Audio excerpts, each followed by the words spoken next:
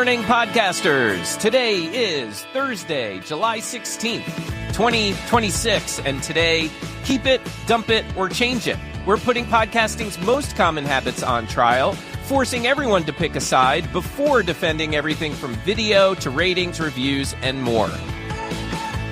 So if you're listening live on Clubhouse, hit the share button, top right-hand side of the screen, and share it however Clubhouse lets you. And if you're catching us via podcast, YouTube, etc., please share this episode with a fellow podcaster. And now give us about 30 seconds and we'll get things rolling. Thanks for being here.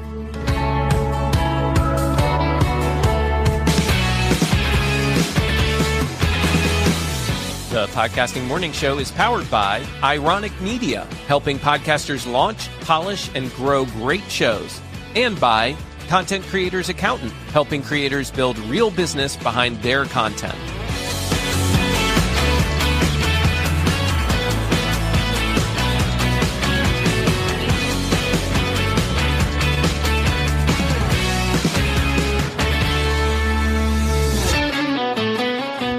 Good morning again, Podcasting Morning Show. Thank you so much for being here. I am your host, Mark Ronick, and currently on stage, we've got a pretty full house here. We have Ralph Estep, DR Fay, Phil Better, BC Babbles, and I'll tell you why I'm laughing in a second. We also have Junaid Ahmed, and Dan and Rez from the audience are here on stage as well. Okay, I did get everybody this time, I think. So, BC, you were telling me that I totally skipped you yesterday? Yes, but I'm not salty about it. It's all good. It's all good. All right. All right. You mentioned it, so you got maybe a slight salt. Okay, a little salty. But it's all good now. We're good. All right. I think something's in order. I think we should play BC's jingle just to make sure everybody feels good. So let's do it. Hey! Eyes up, give now. You're on camera, stay with me now. Come back to me. What life can you see? Open those eyes. Yeah, right now. Don't check out now. There it is, the jingle for the guy who has fallen asleep on the show once or twice. Half a dozen times, but who's counting? Yes, and that was actually, I think, since the new change, since we started an hour later, you do much better now, BC. There's been no need, so I suppose we'll go back to our normal schedule later in the year, so we'll see what happens then. We need to find a new jingle because now. that groove is just too good to give up. We need to find a better jingle. Look, it works to play first thing on the show in the morning, right? Just to wake everybody up a little bit, give us a little pep in our step, even though I think our theme music does that. But okay, that groove. Yes, it is a good groove. All right, let's do it like this. So you heard me tease it at the top of the show. I came up with today's, I'll call it a game, because most podcasters follow a lot of practices, I'll call them. And those practices start to become standard or routine, right? Like, for example, we publish every week, we create clips, some of us record video, we read guest bios on our shows, we add calls to actions. Some of these practices absolutely still serve us and still serve our communities. Some may have run their course. Others probably just need some kind of update. So this morning, we're putting 7-ish common podcasting practices to the test. I say 7-ish because we'll see how many we actually get through today. But for each one of these, we have 3 choices for all of you who want to participate today. Those choices are keep it, dump it, or change it. Now, this is in the spirit, for those of you who may know the not-so-PC game, F, Marry, Kill. Okay, I'm sure some of you have heard of that game before. That game was you pick a person, usually it's a celebrity, and then or 3 different celebrities, and you have to choose which one you would marry, kill, or have intimate relations with. We'll go with that. I'm not sure what that means about your thoughts on marriage. Dump it is replacing marry it. These days, yeah. All right, let me give you the details of how it works. Thank you, Dan. So each panelist gives a quick vote. I'm going to tell you the topic or the routine, and each of you, I'll go down the row and give you guys a vote. All I want you to do, because this is a very chatty group, is tell me, keep it, dump it, or change it. And then I'll go back and I'll ask a couple of you, or maybe all of you, depending on how heated the discussion gets, to explain your choices. And then the team will discuss and perhaps challenge each other. And of course, if you're in the chat and not on Clubhouse or don't want to come up on stage to participate with your voice, feel free to chime in the chat. And then we're going to move on to the next topic. So I really want to try to follow this format because I know that we go in with a lot of good intentions following a specific format, and then we usually stray from that. So we'll see how we do. But Mark, did you just say podcasters are a bit chatty? I've learned that over the years. Yes. I think you might be right. Yeah, I think that is true. Okay, so with that, let me pull up my notes here and let's play. And, it's funny. I was looking for something I could play. I'll just do this. Let's play. Keep it, dump it, or change it. So with that, let's go with the traditional podcast intro. Okay, so what do I mean by that? Because a lot of people, I think, have different definitions of intros. And by the way, let me bring Junaid in. Junaid wants to join us over on video. So I'm bringing him in. There he is. So now we've got 5 of us on camera. If you want to watch us live or catch us on video after the fact, just go to podcastingmorningshow.com/join us. And you can find all the different ways that you can see us here on video. Or if you prefer the audio, how you can find us that way as well. So the traditional podcast intro, that's, in my opinion, starting every episode with theme music like ours. Theme music, a produced introduction, a welcome, and an explanation of the show. Now, I say like ours, but, I think there are various versions of that, but that's what I'm talking about. It's pretty much like the standard intro that you do on every show. And I know that not everyone does, but typically that happens a lot. Okay, so let's go. And again, remember, it's keep it, dump it, or change it. I'm going to start. I'll just start with Junaid since he's the first person in. Oh, actually, DR is on my screen. So I'm going to go with DR first. Ladies first. DR. So what say you? Traditional podcast intro. Change it. Okay. DR says change it. Junaid. Dump it. Okay. Ralph. Double dump it. Okay. We got a couple of dump its. BC. I'll say keep it. Keep it. All right. BC's keeping it.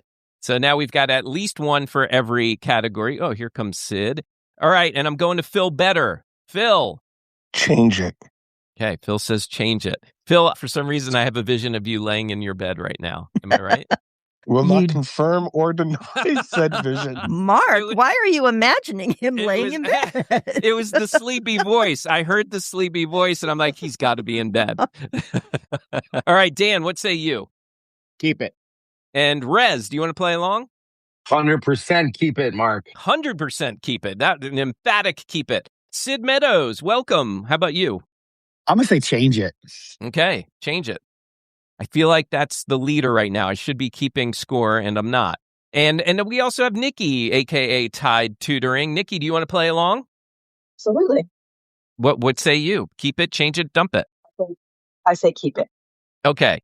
So I think change it kind of edged its way as the winner here. And Ralph, since you said double kill it, let's start with you. Give us a reason why. I just think it's been played out too much. I think that people want you to get right to the point. And especially me, because I'm video first, is I think you got to get right to the point and say, here's what I'm going to cover on today's show. So I'm going to throw you for a loop. I think you can do the traditional introduction, but you start off with that teaser at the beginning that says, here's what we're going to cover on today's show. Then you might play your jingle and go into why you're here. But I think that the traditional play that jingle first, people just zone out. That's my personal opinion. That's fair. And Ralph, what do you think? Do you think then that people are zoning out? And you can be honest of our show, like because of that intro? I think that we should test not doing it that way. I think we should test having a teaser of here's what we're going to cover on today's show. Make sure you join, stay tuned. Here we come. Then play the sound. It's just an idea. Yeah. Hey, this is just a hypothetical situation. Doesn't mean we're going to do it for sure. And I know that there would probably be several people that would be pissed off that the music wouldn't play nearly enough. DR, did you want to chime in on all this? Yeah. So I'm coming at it from two different roads here. For video, I say dump it.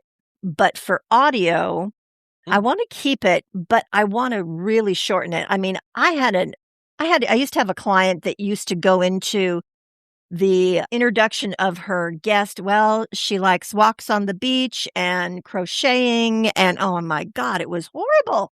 So change that. Keep it, but change it, make it more precise, and dump it for the video. Okay. And see, Tide Tutoring is laughing over there at some of your comments, I guess. BC, go ahead. I want to say I like Ralph's pivot there about giving like a little tease first and then doing an intro if we still do one. I say keep it though in general because I think it's still an undeniable way to really set the tone of what your show is, especially if you're video first like me. And depending on the visuals you include in that sequence, people can get a good idea of what's happened, what to expect before you begin. But I also want to mention, because someone just mentioned saying in this episode, because I think we recently just decided that saying something like that can kind of kill the interest. Yes, that was from our interview, and we talked about doing that in your show notes. And yeah, I think that can apply to your intro too. I will say I agree that with the people that say change it. I don't think you get rid of it altogether. And really, Ralph, that's kind of what you ended up saying here and suggesting here, right? You're not saying just get rid of it altogether. I played a little wiffle ball there, Mark. Yes, you did. And that's okay. We all do here sometimes. But yeah, I think that short intros is really where it's at. Your audience your new audience needs to get hooked in.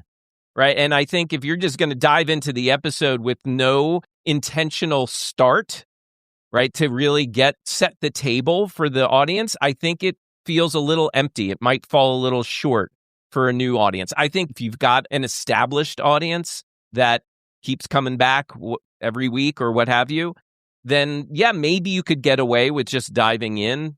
But I think if you're really trying to grow your show and your audience and community, I think you need something there at the top. Yeah. I would just throw in there, though, I think if you're going to use a jingle, you need to make it super short. Because I think there's a tendency to have a long, engaged jingle, and I think that is the button to drop out. Okay, Wasn't your strategy having to do with our theme song, though? About because we're live? I remember you mentioning one time, Mark. Yes. We do.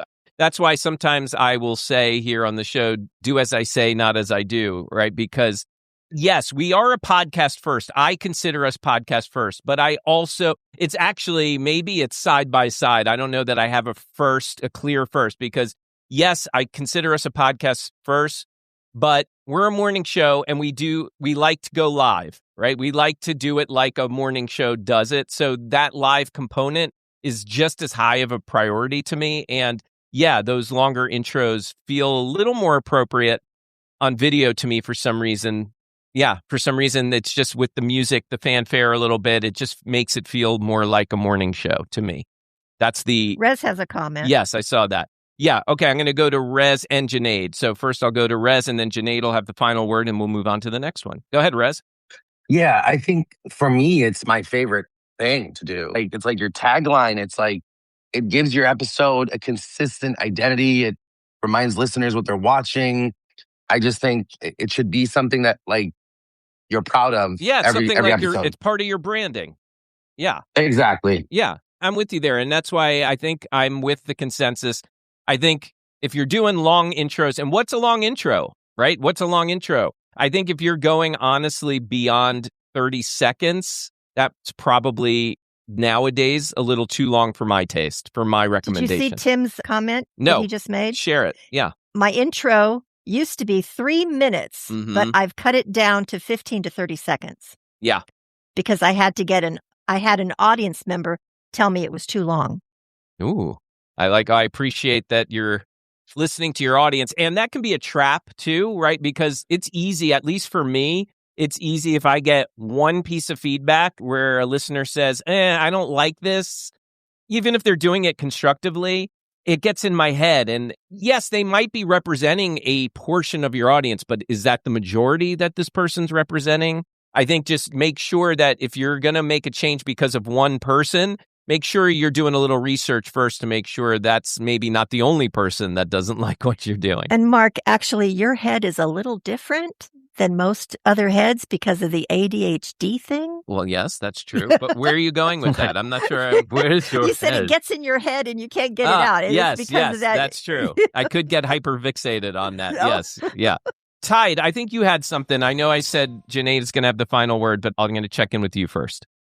Yeah, I was just going to say that the game that we were playing, Keep It, Dump It, Change It, for me, whenever I hear the word change, it's not necessarily synonymous with improve. So that's the reason why I picked Keep It, because change for the sake of change does not equate to improvement. But if you're looking along the lines of dump it, keep it, improve it, then I think this conversation is really helpful. Yes, and consider that improve it. I'm going to still call it change it, but for the definition, let's just say that's what it means. Yes. Okay, Janae, final word for you, and then we're moving to the next category. So dump it, because we're consuming so much content without any intro. Have you scrolled, like, if you just go back to your past 24 hours, how did you consume content? Did any of those videos have an intro? Well, No. they had a hook. A lot of them have a hook. That's not an intro. It's not the same. But isn't it like for social media? Isn't that maybe considered an intro when it comes to a short form video? I mean, then why do you call it a hook? Yeah. I mean, I'm getting a little, these are semantics, and you're right. You are. So, right. I mean, yes, change it, improve it is definitely better. But again, get that feedback from the audience. If you've watched Netflix or Apple TV, they have a big ass button right there. Skip intro, skip recap, all of this, because people who are coming back to your show over and over every single day, they don't need that fanfare. Sure, they might like the music, like the thing you mentioned and Rez mentioned. You like your own intro. Who doesn't like their own intro or own stuff? It right? can be a little self-serving. Right? Yeah. It's self-serving. So from that perspective, test it, right? Mm-hmm. Maybe that should be another one. Test it, dump it, change it, test well, it. I mean, What honestly, works? Yeah. test it would be the first choice that, or I'll call it the forced choice. Because Forced you're right, choice. Janae. I think before you really decide any of those three, I think, or maybe once you've decided one of those three, it's important to test it before you actually pull the trigger on it. Yeah, I'm with you there. And this is why you can't play this game with podcasters. That's so Because true. Now we have 14 different options. And who was it? Tim in the chat instantly put depends. Like Yes. 5 seconds into before the show started, I think. Yes. So everybody, listen, we know that we are the king of it depends, right? Like we say that all the time. And I know that our friend Ariel Nissenblatt, she has a business name called Well, It Depends, and it's all a podcasting business. So yeah, it does. And again, gang, we're playing a game, damn it. Go with it. Just go along with it. Enjoy. And we're sticking with keep it, dump it, or change it. We're defining those a little bit as we go. And that's the way we're playing the game. So the next topic up for debate, asking for ratings and reviews, right? So we hear this all the time, especially on the DIY independent podcasters shows, where we're regularly asking listeners to rate and review the podcast. So let's go down the line. Keep it, dump it, or change it. Going with you again, DR. Change it. Change it for DR. Ralph. Dump it. Ralph says dump it. BC. Dump it. Okay, 2 dump it's. Let's go to Phil. I'm going to say keep it. All right, keep it. And Sid Meadows. Keep it. All right, we got a couple of keep it. All right, so it's we're getting a mixed bag. Dan. Dump it. We do it twice a year and we've got like 200 reviews. Okay, there you go. How long has your show been running? 11 seasons. Okay. Rez, how about you? 100% keep it. 100% keep it. All right. And Nikki. I missed it. What were we We're assessing? ratings and reviews, asking for ratings and reviews on your show. Dump it. Dump it. Okay. Kind of a mixed bag. So I'm going to stick with you for a second, Nikki, if you have a second. Why dump it?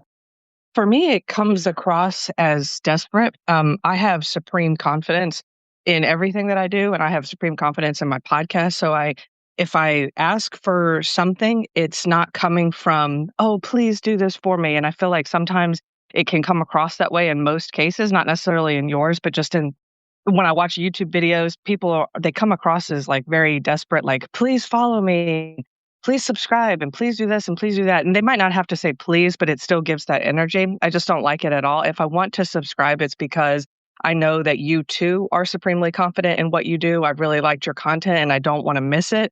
And if I come at it from that angle, I just feel like it's better. It's better for the listeners and it's not begging. It's not asking for something. It feels like it's sort of like asking for a favor. And I just don't like that. Yeah, I can feel that. I mean, I think if anyone here or anyone listening right now has listened to this show for any period of time, it's something I barely do. And sometimes I kind of feel guilty about it because here's the deal. I just saw John ask in the chat, what does a review do for your show? It's just an ego boost for the podcast host. Yes, I think it serves that as that, but I do also believe it's social proof. I will, most of the time, if I'm picking between two shows that are talking about similar things, I'm going to go first. If they're both new to me, I'm going to go first with the one that's got more reviews, better reviews.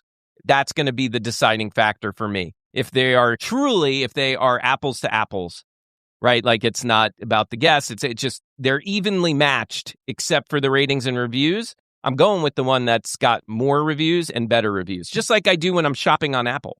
But can you trust those reviews? But can you trust those reviews, Mark? Because there is a cottage industry of people out there in the podcasting realm who are offering to do reviews for you for a price.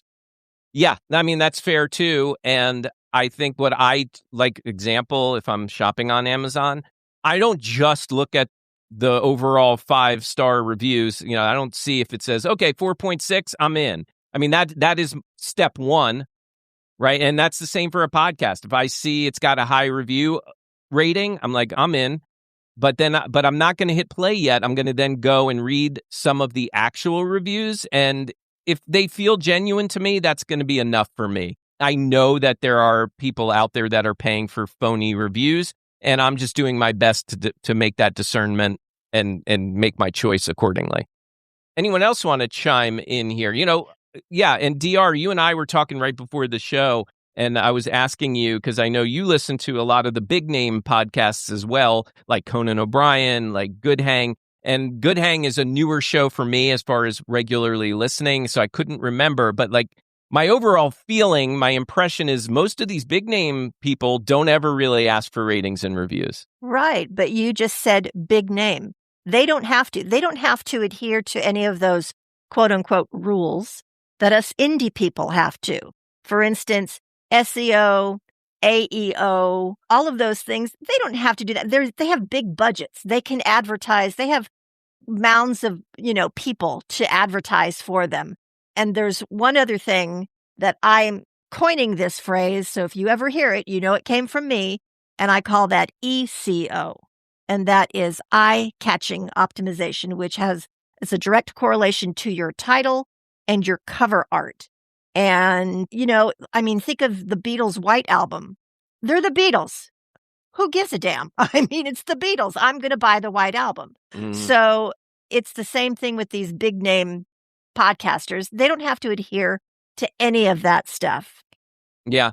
And the big name podcasters, so we do know, especially from some of our news and comment episodes, that there is a large percentage of the podcast listening audience out there that are listening to the big name shows. The smaller shows, quote unquote, are not making up the vast majority of podcast listeners. So where I'm going with this is, if the majority of that audience is used to listening to podcasts who aren't constantly asking you for ratings and reviews, and then they come find a quote unquote smaller show and they hear these hosts asking, I'm kind of with Nikki. I wonder if the audience is thinking, these guys sound desperate. Well, you know what? One of the things for us indies is that at the end of the show, it rolls off hosts' tongues just so naturally, just like, how are you? I'm fine. Thank you. It rolls off. It doesn't mean anything. Leave a rating and review, leave a four-star review. it doesn't mean anything. So I'm trying to get my clients in the habit of maybe not every episode, but maybe every other episode. And it's not a desperate thing. It is a matter of fact kind of tone that you take. Listen, the reason why we need you to do this is because it helps our blah, blah, blah. And you just get really transparent and really real with them and you slow it down. It's not it's listen, rate and review. It's slowing it down, making it a little bit more granular. And I think the transparency will help. Okay. Okay, fair. Good strategy. I'm with you there. And BC, you wanted to chime in? Yeah, and I agree with everything that's been said so far. It is social proof. It does help with rankings, but I think it also depends on what the ultimate goal for the podcaster is. I think that, reviews can definitely help, if you want to be up on the leaderboards and whatnot. But I think when it comes down to what you want to leverage, let's say if you're trying to get sponsorships, will it be the couple of ratings you got X amount of months ago, or will it be the consistent number of downloads and listeners that you can almost guarantee to expose a partnering brand to per episode, which would not necessarily be reliant on those reviews. Those are your actual active audience members, not the few that you got to give you this social proof. So I think it comes down to that individual necessity or need, depending on the person. Yeah. The show. Yeah, that makes a lot of sense. Thank you, BC. And Rez, you wanted to chime in as well before we move on? Yes, please. I think if I am a DJ, you're hiring me as a DJ, right? If I don't have any Google reviews, would you really hire me? No, I would rather have a ton of bad reviews than no reviews at all. That's just my opinion. Well, I mean, to me, it feels like those are kind of the same, right? Because if you got a lot of bad reviews, majority of bad reviews or no reviews, at least when it comes to me, you're not getting my business. That's how I feel about it. But yeah, I'm with you on the other side of the coin. Like you said, whether it's a DJ service, a restaurant, or a podcast, I think that when there are visible ratings and reviews, I think it has influence. I really do. Mark, can I throw something in real quick? Yes. I just think you have to be wise in choosing your call to action, because the thing we need to understand is your listeners will only do one thing. If you're giving them a basket of stuff to do, like, hey, leave a rating and review, do this, do that, I think you need to be very intentional. And this is one of those places I think there are a lot of people are not as intentional as they could be. Okay, yeah, fair. So I will say on that, the overall thought is one CTA only. Call to action. I happen to think that listeners can handle two. I happen to think that is underestimating the capabilities of the average listener, and they can handle two. But to have a whole plethora of them is probably not very good. Yeah, I agree with you. I really try not to worry so much about it. Like if I've already done one call to action, I used to kind of get in my head about it, about wanting to do another one and holding back because I've already done one. But honestly, what I try to do is if I've got more than one, I try to follow it up by reminding the listener to go into the show notes and pick their poison. Right. That's ultimately the call to action. Exactly. Go check the show notes and you've got your menu of choices, what you want to do. And I get it. Sometimes too many choices means they're not doing anything at all. But it's one of those things that I can't get in my head about. I got to just, if there's something important that I want to share with you, I'm going to share it. Yeah. It's up to you if you want to actually take action on it. Sid, I'm going to give you the final word. So I think intention is a really good word to think about with this. And any call to action is what's your intention around it. And for me, I suck at this. And I'm going to be the first to admit that I suck at putting call to actions in my show. I forget because I get so engrossed in the conversation and so focused on what's in front of me that I forget to do it. And sometimes I do it at the end, but we know that the ending is not necessarily the best place to put it. But I'm absolutely 100% okay with asking a listener to leave a rating and review of the show. If you're really enjoying this content, please leave us a rating and review. It helps our show get discovered.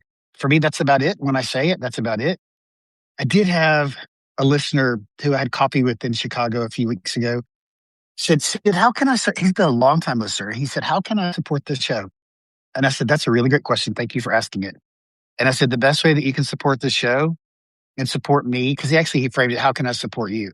I said, share an episode that you think will help somebody. Just share it one time, because that gives me reach, right? And so, and I started including occasionally that in there in my call to action when I do it, because I forget, admittedly, that, hey, if you got some value out of today and you know somebody that could enjoy, I forget how I say it, would enjoy this or whatever, blah, blah, blah, then please share this episode with them. Yeah. So, I mean, I think the intention behind it is really, to Tide's point earlier about it sounding sleazy. But I will also say, in my sponsor package, when I sent up my media kit, the third page of my media kit was nothing but a page full of reviews that people had left me on my podcast. Yeah. Was it impactful? I don't know if it helped them make a decision or not, but at least they could hear what my community was saying about this show. Whether it was 5 years or 1 year old, I still put them out there because I felt like it was credibility that could benefit the sponsor from seeing. I think it does help subtly to include that. Let me clear my throat. Subtly to include that in a media kit, those reviews. And because I think what's going to happen is, I don't think that the sponsor is shuffling through a media kit looking to see, okay, what are the ratings and reviews for this show? But I do, again, think that there is some influence there. I think that it only can help the cause if you're going to try to close somebody. Yeah, subliminally or what have you. Yeah, absolutely. All right, let me see. Did anyone else have... I know that I saw Gabe said in the chat here, I sometimes forget to use a CTA. I'm trying to get better at it. I mean, that we'll get to it. I think that's one of the topics. The CTA itself is one of my topics here. I'll see if we can get to that one. Actually, you know what? Let me see here. Let me see. Yes. All right. You know what? Let's just do it. Calls to action and multiple calls to action. Right. So ending, just for those who may be a little unclear for our newer podcasters, ending an episode by asking listeners to follow, subscribe, rate, review, maybe join your course or buy your course, follow you on social media, however that looks. You're asking your audience to do something. Okay. So let's just focus on multiple calls to action since DR and I kind of went there for a moment. Keep it, dump it, change it. Multiple calls to action through the show. Let's hear from some others. For this one, since we already started touching on it, I won't do the formal part of the game. I'm just going to let some people chime in. Tell me if you want to keep it, dump it, or change it. Can you define multiple? Yeah, you say you have, like what we do here. Every so often, I'm talking about something. It reminds me, this would be something that I think my community would like. And then I give them something to go do. Go check out our website. Go check out this news article we're talking about, et cetera, et cetera. And so it's happening more than once. You're asking your audience to do something more than once. So, DR, you've already weighed in. Would somebody else like to weigh in? Keep it, change it, dump it, and why? Yes. I agree with DR. No more than 2. Keep them. They're important, but no more than 2. And why is that? You think after 2, what happens? Again, I think about my behavior as a listener. And if I'm listening to a show that goes, do this, do this, buy my show, buy my course, like, buy this. At the end of the episode, I don't know what the hell to do. Yeah. Okay. Like, I'm lost. Like, okay, I'm not going to do anything because give me too many things to do. I'm just not going to go do anything. So if you strategically place one in the middle and one in the end, not stack them right behind each other, but one in the middle and then one in the end, then I think that can be very effective. So, but let me ask you this, Sid. Let me ask you this. So you're listening to a podcast about podcasting. You're looking to level up the podcast again. And there are multiple CTAs in there. And one of those CTAs says, I guarantee you I have a method to get real organic growth with your podcast. But if you go to this link and check out this service, I guarantee you that service is going to work. But then there are other calls to action, like check out this news article we're talking about. Go to my website where I'm offering X, Y, and Z. If you heard that one that guaranteed you something or just really got your interest, don't you think you would still go do that during or after the show? That depends on who the host is, because I listen to a lot of podcasts about podcasting. And that depends on who the host is, but that also comes across as cheesy to me. Come buy my $99 course for it. I'm going to tell you how to use AppSumo to get all these great things into one thing, blah, blah. That just sounds cheesy to me. Promising me growth. I would not do that. I'd probably go read an article that they referenced rather than actually making that purchase. Well, okay, and maybe I'm not choosing the topic of most interest, or maybe you're skeptical of that topic. But my point is, if they say something that is of extreme interest to you, and then follow it up later in the show with other calls to action, I'm willing to bet that you and most people, if they've truly piqued your interest, you're going to go do that. You might not do the other calls to action, but if you are giving the calls to action, the right fit calls to action to your audience, I think they're going to pick and choose the ones that really pique their interest. Okay, so I need to know who put something in Mark's coffee this morning, making him all spicy this morning. Do I seem spicy? I'm just kidding, Mark. I'm just kidding, Mark. I'm just kidding, Mark. Mark, I've got some data. Wait, hold on 1 second. Let's go to finish Sid's thought. I want to know what's a call to action because, oh, hey, somehow another episode gets referenced in the recording that I'm doing. And I say, we'll drop the link to that episode in the show notes for you so you don't have to go looking for it. Is that a call to action or is that just a courtesy? Yeah, that's what I was dancing around. I mean, I feel like it is in the sense it's like, go to the show notes, get the link. Like that is a call to action. You're asking your audience to do something. Now, Ralph, you wanted to chime in? But actually, I'm just saying, hey, we'll drop it in the show notes for you if you'd like to, so for easy access or something to that effect, right? I'm not saying go to the show notes and click that link and go listen to that episode. That's not what I'm saying. Okay. So you're saying what? There's a way subliminally to, put it in there. Yeah. And Sid, you're saying what? And then I know a lot of people want to chime in. I'm going to get to all of you. Because you're being spicy. Everybody wants to pick a fight with you. No, I just say when somebody references or somehow it comes up, I'll say, we'll drop a link to that episode. It's number, if I can remember, it's number 102. Mm-hmm. We'll drop the link in the show notes for you. That's all I say. Okay. I don't say go to the show notes and listen to it. I'm putting it there as a reference point. The same thing about somebody's book. If I'm interviewing somebody that wrote a book, we'll drop a link to this book in the show notes for you. I'm not saying go do it, but it's there if you want to. Okay. Mm-hmm. So that's for me, the difference is a mention versus go rate and review the show. Go leave, take this action, go buy this product. I think they're different. A mention versus a true call to action. Okay. Ralph, what say you? Then again, I see all of you wanting to chat. We'll get to you. I wanted to look at some actual research here. Edison Research Podcast Consumer 2026 found 76% of weekly podcast consumers said they've acted after hearing a podcast ad by visiting a website, making a purchase, using a promo code, or recommending a product. Humor was the top driver of attention. But then there's a podigy that says the last distinction is repetition of one ask is fine. Multiplication of different asks is what kills conversion. Too many options block rather than enrich. So listeners hearing review us, join us on Facebook group, register for the website, and rate the 5 stars typically do nothing at all. That's what the research is showing. Yeah. And so slightly different, right? Because those are ad specific, not calls to action. But if we're really getting into the semantics, isn't a call to action more or less an ad? It's just a really short and sweet one. That's what I was getting at. And so they work. But if you throw too many of them, the research seems to say that you overwhelm people and they do nothing. Yeah. Okay. Let me check in with Dan. I know Rez wants to chime in and Junaid, and I see others do as well. Go ahead, Dan. Sid, first to you. We have a saying, at least I have a saying, timid salespeople have skinny kids. You've got good stuff. You should be able to say, I don't want to bug you, but you could maybe, I don't know, kind of if you want to buy blah, blah, blah. Be proud. You've got good stuff to say. You're a smart guy. You should actually just make sure you're being clear. Secondly, when it comes to CTAs, I usually just weight them in importance of what's in it for the listener versus what's in it for me. I usually do our social media. I think that's our main call to action right now. We do it at the very end. It's like, go follow us on Blue Sky and tell them how to do it. Offer a little bribe to get them to do it. But we put it to the very end because that's where our diehards are.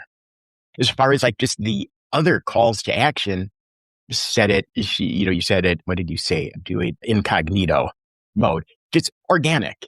I mean, you're there. If you always remember that subliminally. You're here. Subliminally. Yeah, subliminally. I wonder why I went to incognito mode. That doesn't say a lot about me. And why are you laughing? Oh, okay. But like, if you can work organically, all these things in organically, you can have a billion calls to action because the goal should always be to, serve the listener. And if you have a thing that's going to serve the listener, you don't have to just be blatant and say, go here and buy this. Instead, if you're a chiropractor, you might just say something like, no, and that's listen, if you have a sore back, that's why I did the how to stop a sore back thing in a weekend. Go find it, go get it. You don't even have to tell them how to get it, where to get it. If you're doing it organically, they're going to find it because you've already served them. They're probably listening because they have a pain point and you just said, hey, I'm a chiropractor. If your back hurts, I got this thing. Go find it. That's why everyone loves my how to stop back pain in a weekend thing. Go find it. And then keep going. You're going to come across more, honestly, powerful. You're going to sell more of them. Okay. Fair point. Thank you, Dan. Rez, what say you, sir? Appreciate it. I think it's the way you say it. It's like anything else. Like, first of all, it's part of the sales process. If you're not asking for it, then you never know what's going to happen. So if you're saying like, hey guys, don't forget to subscribe, leave a 5-star review, that may be a little bit cheesy. But if you say like, if today's conversation gave you a new perspective or helped you in some way, please subscribe. All I'm saying is it's the way you say it. So just make sure you're saying it in a way that is offering value instead of taking value, if that makes sense. Yeah, that makes sense. Thank you, Rez. Junaid, final word, because we got to get into another category. Absolutely. I know DR. I know DR. She wants to really chime in. Okay. Go ahead. So Junaid. every episode, Mr. Stephen Bartlett is talking, start with you. The first thing he asks, please go subscribe. Okay. This is a show that has multi-million subscribers. He's still asking at the beginning of the show, please go subscribe because it helps us. So I don't think it matters if you have them or if you have too many, because the audience who is listening to you is listening to you because they trust you. So if you tell them, the assumption that we're making is all for new people's perspective, which is fine, makes sense. But once you have that rhythm down, I think having all these call to actions bring the listener closer to you than anything else. Thank you. Okay. Yeah. So it's sounding like, I'm going to go to you, DR, because I know how desperately you want to chime in. Yeah. It sounds like we're all, for the most part, in agreement to change it change it or keep it. It sounds like is really where everyone is leaning. So it's not, nobody, I don't think, thinks we should just get rid of it, or at least the majority don't. DR, what did you want to add? So if we take a page out of Courtney Elmer's book, Courtney Elmer, one of the great podcasting guru, when she came out with her course on SEO, she did an entire episode on this course that she's offering. She broke it down, what each, module was about. So in a way, that entire episode was a call to action. It was an And by the way, infomercial. It sounds like an infomercial. Well, it spoke to me. I mean, I purchased it. And then at the end, oh, by the way, if you want white glove service, we do this as well. And if you make that second call to action, because a lot of us agree that 2 calls to action is appropriate. If you make that second call to action more of like, go to the link in the show notes, and that link leads you to like a link tree where there's a bunch of choices and they can have their choice of what they really want. I like that one. Okay. Yeah. Can I add to that for a second? Yeah, go ahead, Sid. Because DR should thank Sid for referring her to that. Yes, DR does I thank should get Sid. some affiliate links for that nonsense right there. But here's what worked about Courtney's show. Like, she's one of my go-to every week listens. And what worked about that show is it was packed with value. It was packed with value. And then she sold you $149, I think it was $149 course.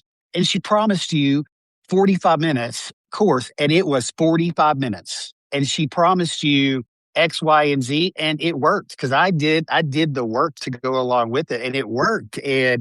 But she added value. She made a promise. She lived up to that promise, and it was a 20-minute selling episode, but it worked because of the value that was associated with it. That's right. It didn't feel like a infomercial. I gained a lot of knowledge just from that episode.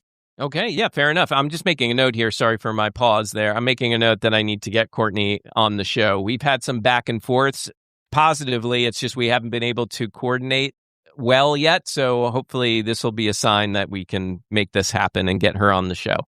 Yeah, she's a very well-respected person in this industry. And yeah, like you've heard, Sid and DR, big fans. Okay, I think we have time. Yeah, we have time for at least one more. Let's dig into reading a guest's full bio. Okay, so this is opening an interview, right? You've done your intro, or maybe you haven't, if you've dumped intros. Opening an interview by reading the guest's formal professional biography and a list of accomplishments. Okay, so keep it, change it, or dump it. And then we'll talk about why. So only want your keep it, change, or dump answers right now. Let's go to DR again. Go ahead, DR. Dump it. Dump it. Okay, Ralph, how about you? Oh, I think you should keep it for sure. Yeah? Absolutely not. Okay. Oh, okay. You were being I'm sarcastic. just totally being Okay, funny. I was No, like, it's really? horrible. It's horrible. Okay. If you do that, stop yesterday. Okay, we'll talk. And BC, how about you? Change it. Change it. Okay, how about you, Phil Better? If he's not sleeping. I'm not. Okay. Swear, I'm awake. I say change it because it's. Well, don't say yet. Just give me your answer right now. Oh, change it. Okay, got it. Sid, how about you? Dump it and burn it at the same time. Okay, I think we know Sid's opinion. How about you, Junaid? I would say change it. Okay, Dan, what say you? Dump. Rez? Oh my God, keep it for sure. Wow. He's I don't think he's said change it yet. It's either an emphatic keep or dump. Okay, how about you, Nikki? We lost you. We didn't hear you. It. What is it? All we got was it. Oh, God, my phone will not work. Sorry. Dump it. Dump it. Okay. All right. Thanks. Sorry. No worries. All right. So it sounds like the majority say dump it. I want to go to BC first because BC says change it. What are you thinking, BC? Yeah, at least from my perspective, my show is not about just showing off the guests. They're there to take their credentials and add to an actionable conversation. I'm more than happy to give like a small 2-3 sentence paragraph intro. Like, this is this person, they've done this, they do this, and they're here to help discuss this. You can find their expanded bio in the description, but otherwise for the airtime, let's make it quick and easy, get them onto the show, and then just start having the conversation. I want to talk about them a little bit, but not spend like 2 minutes doing so. Okay. So that feels a little similar to what we do here when we have our guests. And, Ralph, I know you were saying dump it. And I know you, Ralph, also usually do our intros for our guests a lot of times because you've ended up being one of the ones that are consistently booking our guests. So I figure let's give Ralph the setup. Do you agree with BC? Because I feel like what BC is saying is kind of what we do. No, I don't. I think that you should dump it. And here's why I think you should dump it. Because honestly, the value is what your audience gets from the person coming there. And you don't have to tell them why they're there, who they are, and what all those things are, because nobody cares. Are you giving them value? If at the end of the episode, the person has gotten value, then you can plug it, go find out more information about Joe. If you do it at the front, I just don't see any value in it, to be honest with you, because the value comes with what they're bringing to the show. And if you're a good steward of your audience, you're not going to bring somebody on your show who doesn't bring value.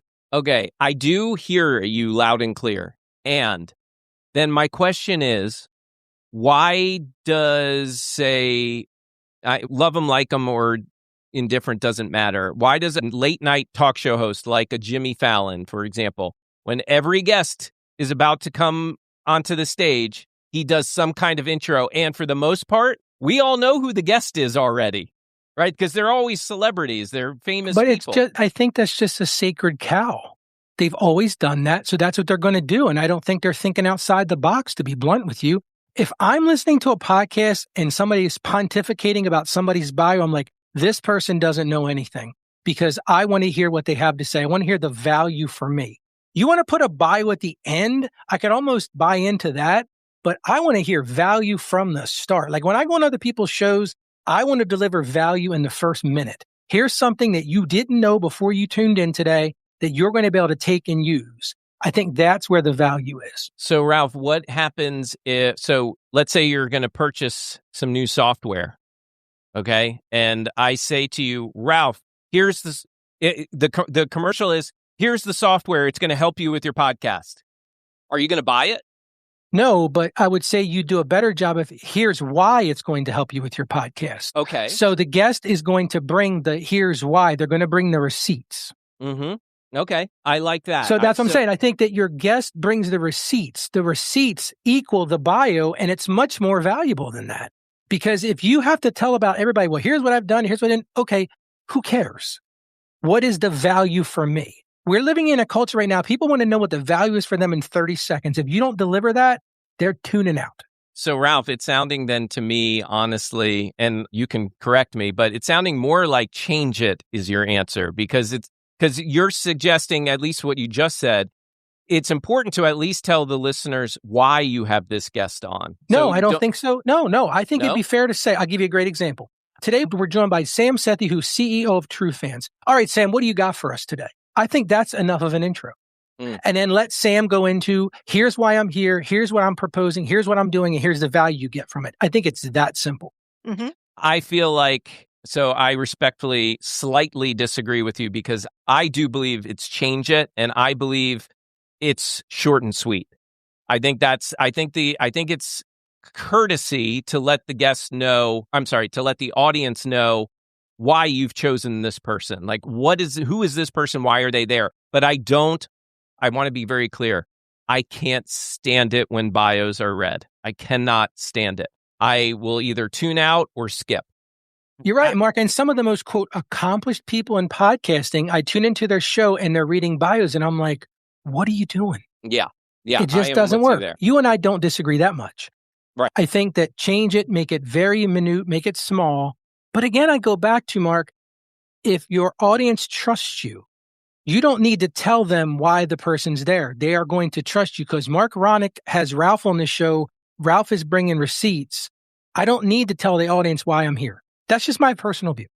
Right. And then we have to think about, DR's agreeing, but what about the new people who don't trust me yet, but trust me enough just to press play, but don't know me? And that's fine. They're going to hear the person give receipts and they're going to say, oh, this Mark guy, he knows what he's talking about. He got such and such on his show who gave me something I can use today to make money, to make my life better, take away a pain point. Right. Okay. I know that it's so funny because Junaid really wanted to chime in. I saw him constantly flashing his emoji and now he's on the phone, I think. Is that true, Junaid? Let me make sure. Yes. Okay. Dan, go ahead. And then Sid, I'm coming to you. I've been following BC. BC is 100% right how he does his show. He basically will come up with the topic. Here's the thing I want to talk about. Here's the guest I want to talk to. I'm going to work his bio into a benefit of why people should listen. It's super short, super sweet, or succinct, maybe sweet. I'm not going to say anything about sweet.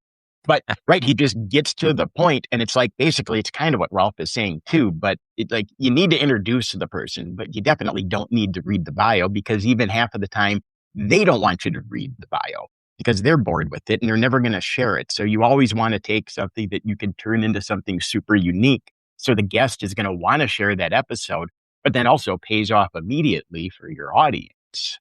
BC really does it right. Okay, yeah, there you go. There's a little shout out for you. Yeah, go ahead, respond, BC. I will say I have had one guest ask me, like, where'd you get that bio description from? Can you send it to me? I want to use it later. I've had that one request. Yeah.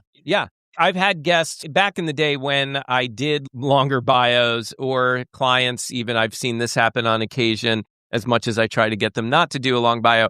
I think some of them like to keep it because their guests respond to it really well and it helps their guests really lean in more. They're feeling like they've been put on a pedestal and they're excited now to give their answers. That said, if that's your strategy, more power to you. And I would probably still find a way to edit that down or edit that out in post-production. So yeah, give you those flowers to your guest if it makes them feel good and you think it sets the tone, but then cut that down. There was one thing. Oh, and here's just a little, I'm not going to go to a vote. I'm just going to put my foot down and say, kill it for asking your guest, please tell us about what you do. Do not Yes. do it. Kill it, kill it, kill it. No. You are going to get a long, drawn-out answer, Yeah. a lot of Introduce stumbling. yourself. No, don't introduce yourself. You're going to Yeah. cut it anyway in post. Yeah. And yeah. you lose all credibility with your audience because now your audience is wondering, does Mark even know who's on the show today? Do not know Right. exactly. Right. Yeah. Okay, Junaid, you're back from your phone call. Go ahead, chime in. Yes. So what I was saying is one of the reasons why you want to introduce the guest is because, again, the audience trusts you more than the guest. Even if the guest is popular, they want your opinion. So if you set the stage right for your guest and then the guest comes and speak, they're like, okay, here's why I'm listening to this guy. Even if it's Mel Robbins introducing Jay Shetty, people who listen to Mel Robbins, they like her. They don't know Jay, right? So having that intro is so important because the audience, you're essentially lending your credibility to that guest. And that's why it's so important to have a concise intro, concise thing that, hey, here's why I'm bringing them on. And here's what my audience loves. And this is why I've introduced this person. Like, for example, I'm bringing 2 special guests on my show today to promote Empowered Podcasting Conference. Hey, let me give you a ding for that.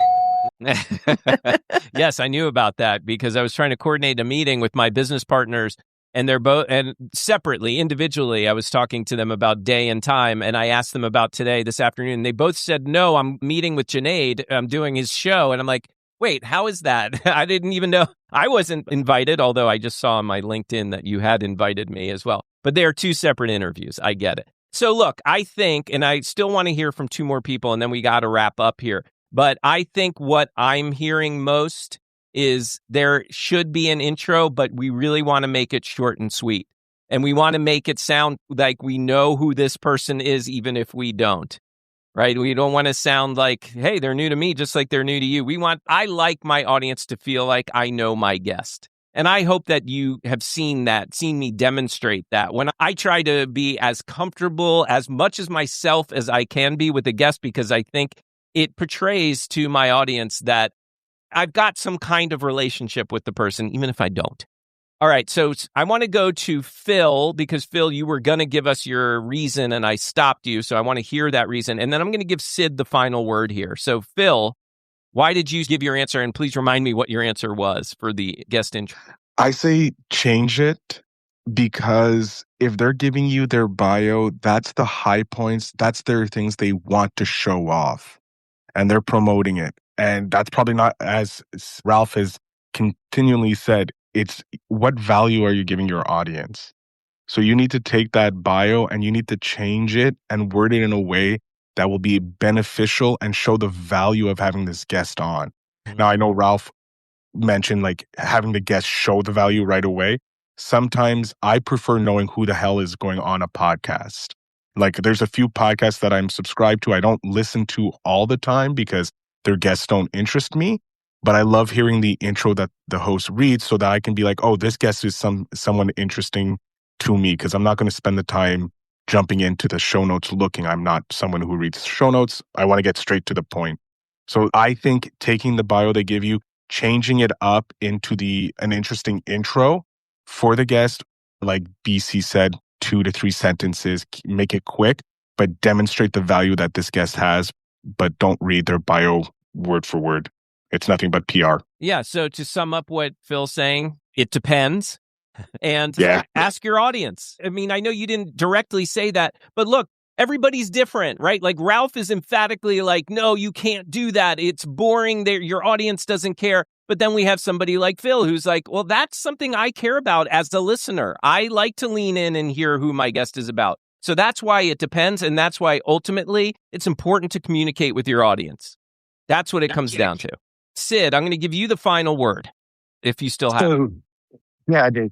So first off, Mel Robbins is the worst example in the world about reading bios, because she reads word for word for word for like feels like 5 pages. Yeah. So just for clarity, don't benchmark her. Yeah. But you know what? There's an easy way to do this, I think, and that would be something along the lines of, hey, Mark, one of the reasons I wanted to have you on today's show is that you're a podcast expert, and we want to talk today about business and podcasting. And so I'm really excited for you to share your insights on this. I just set you up, Yeah. right? Yeah. Without reading your bio. And I feel there's an easy way to do this Yep. that establishes that credibility. I love that, Sid, and I'm glad I gave you that final word there. I think that is spot on. You can kind of give the credibility with the question, and then like we're talking about here as far as like, yeah, they want you to read those bios because those are the things that they love talking about. Those are the things that they're proud of. Well, then ask them questions about it so we can learn about it and why it's so important to them, why it's so valuable. Ask questions around that. I think that's so key. Thank you for that, Sid. So great conversation today, gang. And we'll do this again because, like I said, I had like 7 or 8 of these and we've only went through a handful. So we'll do Next this week. more. Yeah, I think next week will be good to do it. I hope you can see what makes what we did so valuable because your podcast habits might be holding your show back. The same intro, the same publishing schedule, the same promotional routines. At some point, intentional choices, as we discussed, intentional choices can turn into habits that we never question. Every part of your podcast deserves a check-in. Ask what each practice is actually producing. Is it helping people find the show? Is it strengthening your relationship with the community? Is it sustainable for you? We didn't even talk about that. Keep what's working. Dump what's draining your time without producing a meaningful return. Change what still has potential but needs a better approach. In my experience, my podcasts get stronger when my choices are intentional and connected to the people I'm trying to serve. Remember that we're back next week with all new episodes on Tuesday, Wednesday, and Thursday. Bring your podcasting questions, bring your podcasting knowledge, and let's dig into it next week.